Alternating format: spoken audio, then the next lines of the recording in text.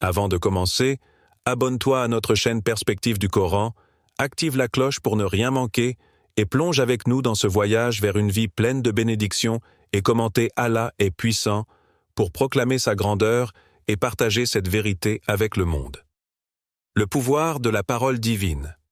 La parole d'Allah est bien plus qu'une simple énonciation de mots. C'est un guide spirituel, une lumière qui éclaire les recoins les plus sombres de l'âme humaine. Elle dépasse la simple lecture. Elle pénètre les esprits et transforme les vies. Chaque verset du Coran est porteur d'une sagesse infinie, capable de purifier et d'élever la condition humaine. Cette parole n'est pas passive, elle agit et transforme. Lorsqu'on l'accueille dans notre cœur, elle devient une force vivante, une lumière qui dissipe les ténèbres de l'ignorance et de l'illusion. Elle guide l'homme vers la vérité, le pousse à s'élever au-delà des apparences et des fausses certitudes, et l'encourage à rechercher une connexion plus profonde avec son Créateur. L'une des caractéristiques de la parole divine est qu'elle est un remède. Dans un monde où les âmes sont souvent en proie au doute et à la confusion, cette parole offre un sanctuaire. Le verset « Ceux qui croient et dont les cœurs se tranquillisent à l'évocation d'Allah, sachez que par l'évocation d'Allah, les cœurs trouvent le repos » Corinthe 13, 28, en est une preuve. Elle est le baume qui apaise la douleur, la source de paix qui dissipe l'anxiété. Cependant, cette parole, aussi précieuse soit-elle, n'est pas toujours facilement accessible. Des forces invisibles s'efforcent de détourner notre attention de cette vérité salvatrice. Elles surgissent sous différentes formes: distractions mondaines, pensées négatives, ou encore l'illusion du succès matériel. Dans le quotidien, l'ennemi se cache derrière les préoccupations immédiates de la vie. Les objectifs matériels, les préoccupations sociales et même nos peurs intérieures nous éloignent souvent de cette parole divine.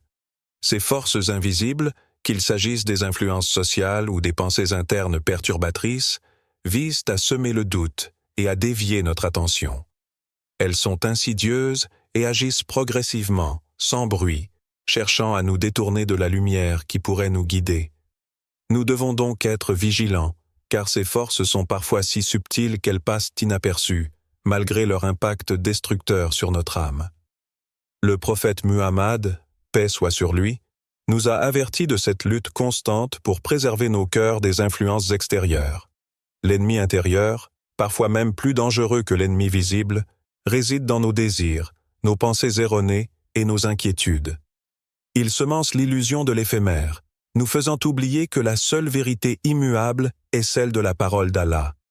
Le prophète a enseigné que l'homme doit constamment se rappeler de cette parole et la faire résonner dans son cœur. En effet, comme le Coran l'énonce, « Rappelle-toi d'Allah autant que tu peux, et il te rappellera » Coran 94, 7. L'acte de se tourner vers Allah dans chaque moment de la vie est une forme de résistance contre ses ennemis invisibles.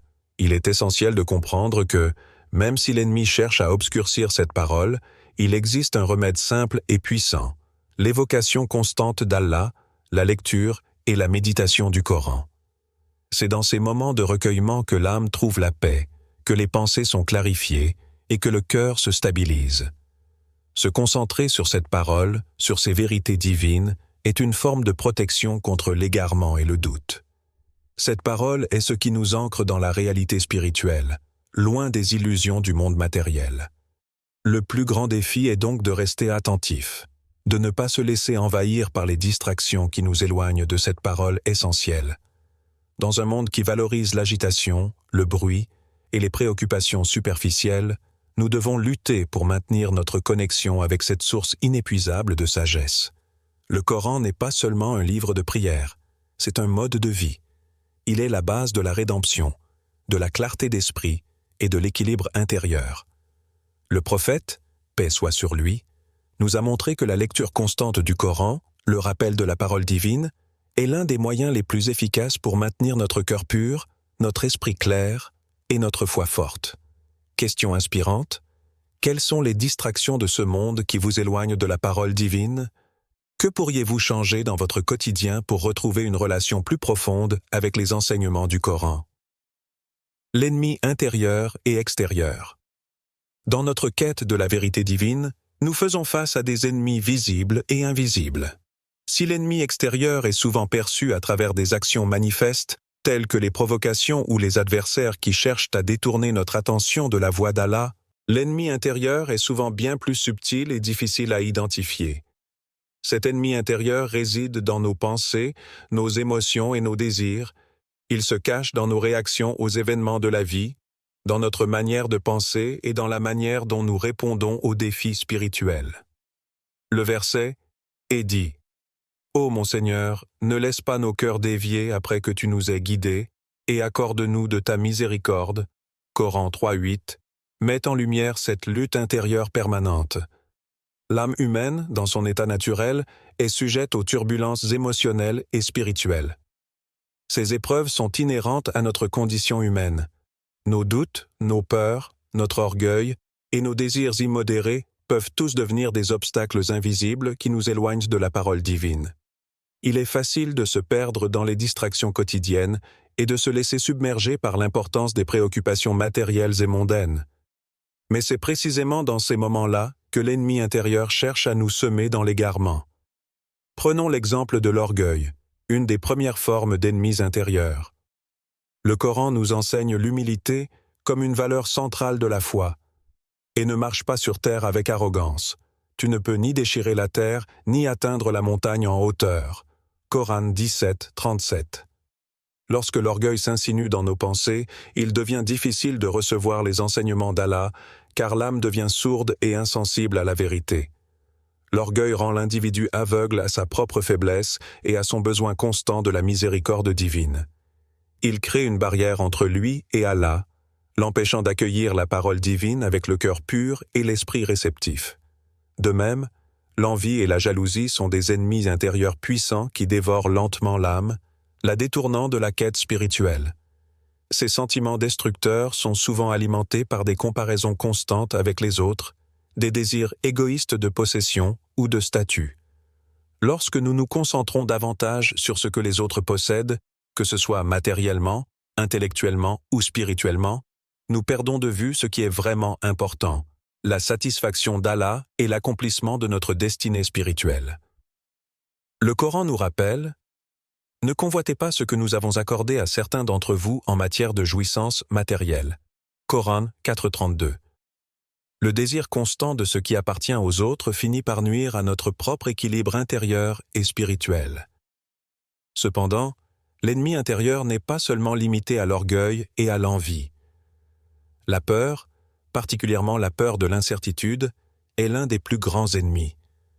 La peur de l'avenir, de l'échec, de la perte, ou même de l'opinion des autres peut paralyser notre foi et nous empêcher d'agir en toute confiance. Lorsque nous sommes dominés par la peur, nous oublions que c'est Allah qui détient le contrôle ultime de tout ce qui nous entoure. Le prophète, paix soit sur lui, nous a enseigné à rechercher refuge auprès d'Allah contre toutes les formes de peur, en récitant des invocations pour purifier notre cœur et renforcer notre confiance en lui. Le verset « N'ayez crainte, car je suis avec vous. Je vous entends et je vois tout ce que vous faites. » Coran 20:46 rappelle la vérité fondamentale. Allah est avec nous à chaque instant. Et c'est cette certitude qui nous permet de surmonter nos peurs et nos incertitudes. En face de ces ennemis intérieurs, la solution réside dans une maîtrise de soi et une connexion plus profonde avec la parole d'Allah. La pratique constante de la prière, la méditation sur les versets du Coran et la recherche du pardon divin sont des moyens puissants de neutraliser les influences négatives qui peuvent nous envahir. La pratique de la patience, sabra, et la pleine confiance en Allah, tawakkul, sont également des armes puissantes contre ces ennemis intérieurs. Nous devons reconnaître que la lutte contre ces ennemis internes est un combat quotidien qui nécessite vigilance et persévérance. Le prophète, paix soit sur lui, nous a enseigné que la guerre la plus difficile est celle qui se mène contre nos propres faiblesses. Cela exige une prise de conscience continue, une volonté de s'améliorer et de se purifier constamment en cherchant refuge auprès d'Allah à chaque étape. Question inspirante. Comment pouvez-vous mieux maîtriser vos pensées et vos émotions afin que l'ennemi intérieur n'interfère pas avec votre relation spirituelle? Quels sont les moyens que vous pouvez mettre en place pour vous rappeler constamment de la présence d'Allah dans votre vie quotidienne? La résilience face à l'ennemi. Face à l'ennemi, qu'il soit intérieur ou extérieur, la clé de la victoire réside dans notre résilience. Dans chaque épreuve, Allah nous offre des ressources divines, des outils puissants pour surmonter les obstacles. Parmi ces ressources, la foi inébranlable, la patience, sabre, et la prière sont des armes essentielles pour renforcer notre connexion avec Allah et faire face à toute adversité. L'ennemi, qu'il se manifeste sous forme de doute, de souffrance ou de tentation, cherche à perturber notre foi. Il s'efforce de semer des graines d'incertitude dans nos cœurs, de nous faire oublier la grandeur infinie d'Allah et sa maîtrise absolue de l'univers. Mais pour surmonter ce combat, il est impératif de nous ancrer dans les enseignements du Coran, de rechercher refuge dans la prière et de nous rappeler constamment la présence d'Allah dans nos vies. Le Coran nous rappelle cette vérité essentielle. Et si tu es frappé par un malheur, rappelle-toi qu'Allah est plus grand que tout ce que tu crains. Coran 2, 286. Ce verset est un appel à la perspective divine. Quelle que soit la taille de l'épreuve, Allah est plus grand que tout ce que nous pouvons rencontrer. L'adversité, aussi redoutable qu'elle puisse paraître, n'est qu'un test, une occasion de renforcer notre foi et de nous rapprocher de notre Créateur. La résilience dans le cadre de notre foi n'est pas simplement une question de résistance passive. Il s'agit d'une réponse active qui consiste à se tourner vers Allah dans les moments de doute et de confusion, à s'ancrer dans sa parole et à s'en remettre à lui, même lorsque les ténèbres semblent envahir notre cœur. La prière devient alors notre refuge. C'est dans le silence de la prière que l'âme trouve la paix, que le cœur se recentre et que l'esprit se libère de l'emprise des inquiétudes mondaines. Chaque acte de prière est un acte de résistance contre les forces qui cherchent à nous détourner du droit chemin.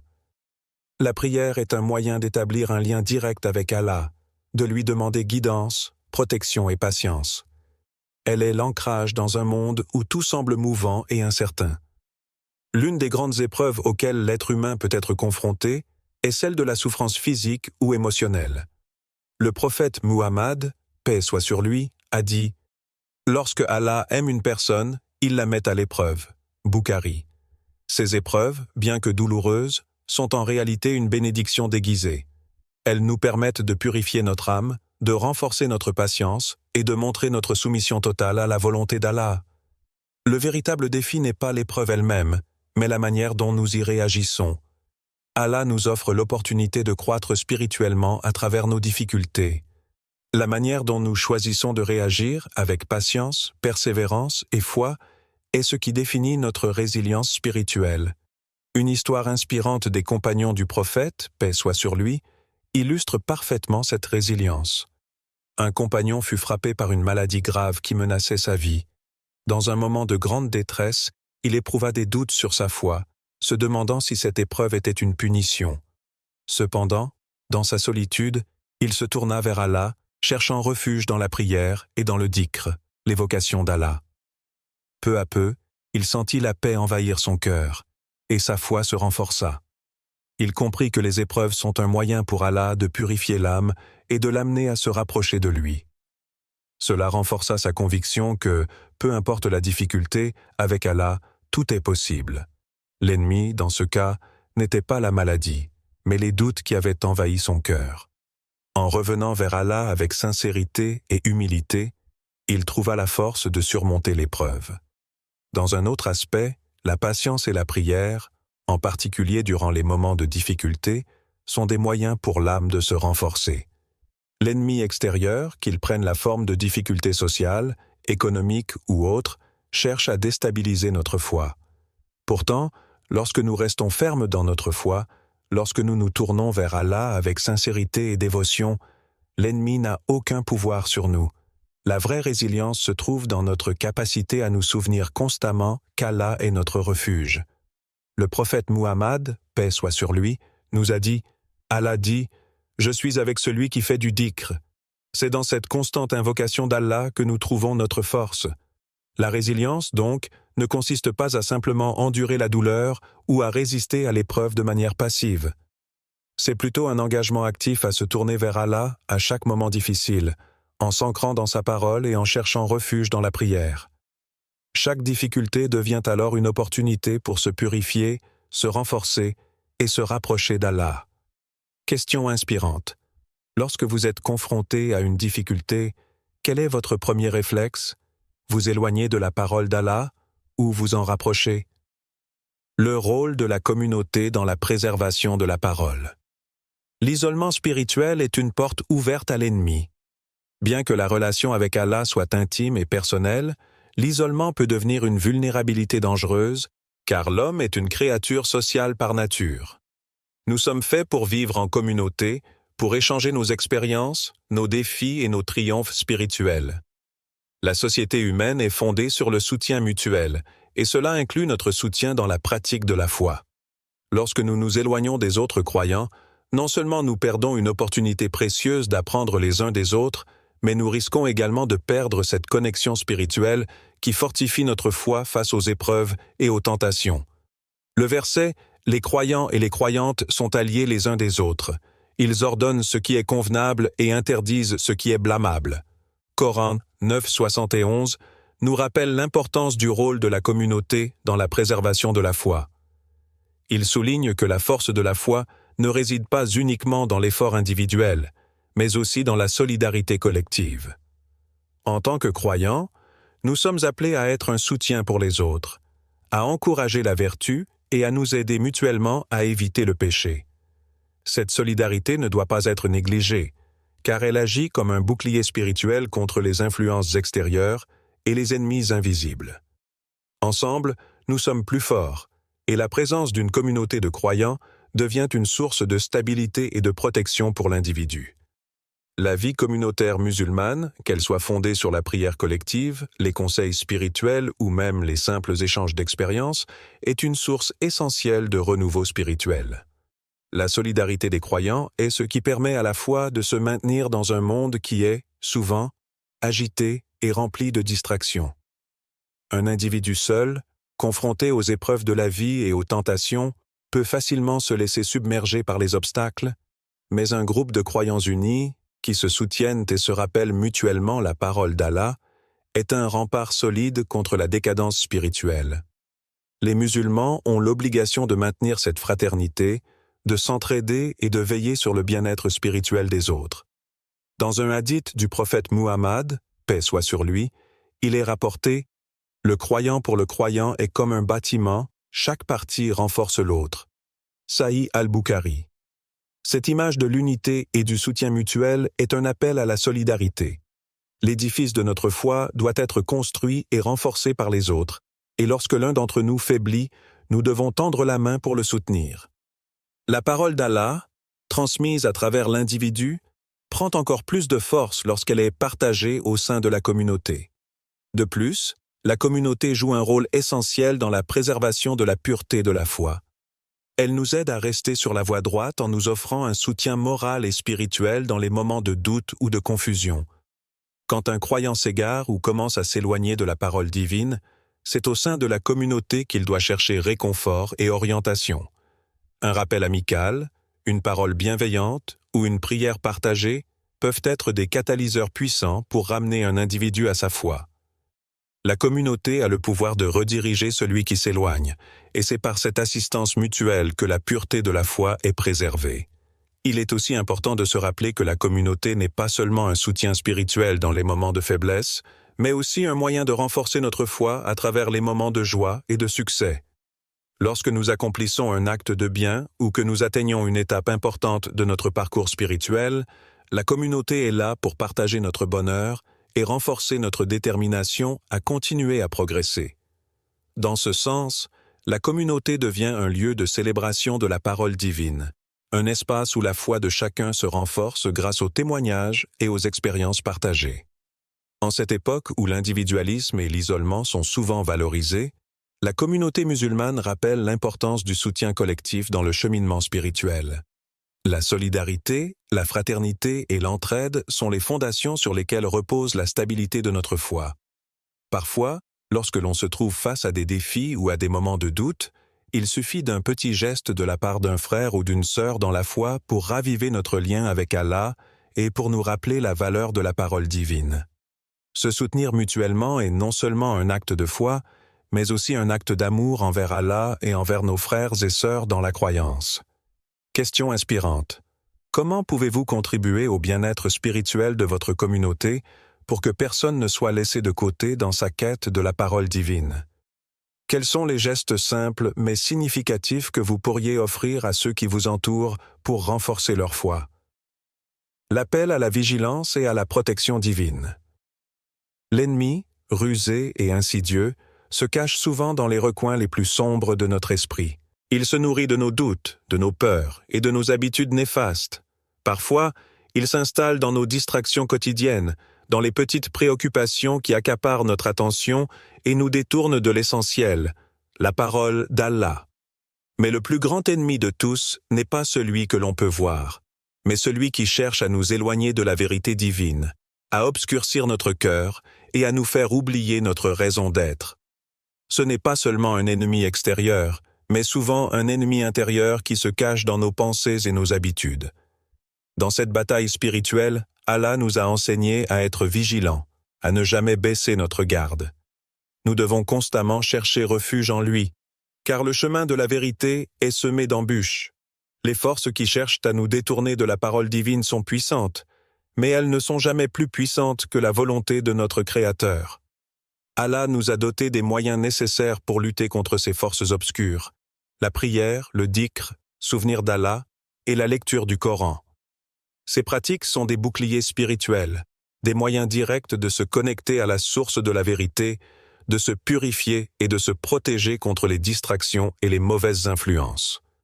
Le Coran nous dit « Et dit, Seigneur, je cherche refuge auprès de toi contre les suggestions du diable. » Coran 23, 97. Ce verset nous rappelle la nécessité de toujours rechercher la protection d'Allah contre les forces qui cherchent à nous éloigner de sa parole. Les suggestions du diable, qu'elles soient subtiles ou évidentes, sont nombreuses et variées. Elles prennent différentes formes: le doute, la tentation, la distraction, l'orgueil. L'ennemi n'est pas toujours visible. Il se cache souvent dans nos propres pensées et émotions. C'est pourquoi il est impératif de toujours chercher refuge en Allah, de lui demander de nous protéger de toute influence qui pourrait nous dévier du droit chemin. L'une des armes les plus puissantes que nous ayons dans cette lutte spirituelle est la prière. La prière n'est pas simplement un acte de dévotion, mais une véritable forteresse contre les attaques spirituelles. Chaque fois que nous prions, nous nous reconnectons à notre Créateur. Nous nous souvenons de sa grandeur et de sa miséricorde. La prière nous permet de nous recentrer, de purifier notre cœur et d'ériger une barrière spirituelle contre les forces du mal. Elle est un acte de soumission et de confiance totale en Allah, un moyen de lui demander de nous guider et de nous protéger. Le dhikr, l'évocation constante du nom d'Allah, est une autre arme puissante contre les attaques spirituelles. Chaque fois que nous disons « Subhanallah »,« Alhamdulillah »,« Allahu Akbar », nous rappelons à notre âme la présence divine. Nous réaffirmons notre foi et notre dépendance totale à Allah. Le dhikr est une source de paix intérieure et de protection contre les pensées négatives qui peuvent envahir notre esprit. Plus nous pratiquons le dhikr, plus notre cœur devient résistant aux influences extérieures et plus nous nous rapprochons d'Allah. Une histoire inspirante illustre bien l'impact de la prière et du dhikr dans la lutte contre les pensées négatives. Un homme, confronté à des pensées incessantes de doute et de confusion, décida de se tourner vers la prière et le dhikr. Chaque fois que des pensées négatives envahissaient son esprit, il se réfugiait dans la prière et répétait les invocations d'Allah. Peu à peu, il sentit la confusion s'éclaircir et la paix envahir son cœur. Il comprit alors que la véritable protection ne venait pas de ses propres efforts, mais de sa dépendance totale à Allah. En cherchant refuge en lui à chaque moment de doute, il retrouva une tranquillité profonde qui dissipait les nuages de l'incertitude. Ce processus de purification intérieure à travers la prière et le dhikr nous permet non seulement de renforcer notre relation avec Allah, mais aussi de nous protéger des influences extérieures qui cherchent à perturber notre foi. L'ennemi peut essayer de nous déstabiliser par des distractions mondaines ou par des pensées négatives, mais tant que nous nous accrochons à la parole divine et que nous recherchons constamment la protection d'Allah, nous sommes invincibles. Allah nous a offert des moyens simples et puissants pour lutter contre les forces du mal, la prière, le dhikr et la lecture du Coran.